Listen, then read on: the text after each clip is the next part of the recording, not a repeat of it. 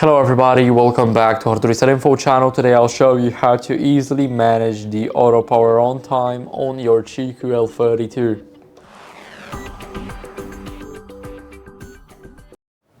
So first, open up the settings.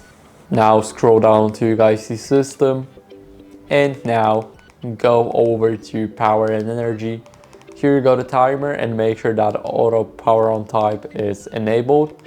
And now you'll be able to adjust the auto power on time. So for me, let it be like 1:30 p.m. and now it's set up. So, oh, it's actually not set up. I forgot to press OK, but I'll change it like that. And now it's set up to 10:38 p.m. So after changing those settings, click OK because I forgot the first time. So this is basically it. Thank you guys for watching. If you enjoyed this video, then please leave a like, sub, and a comment. So I'll see you in the next one.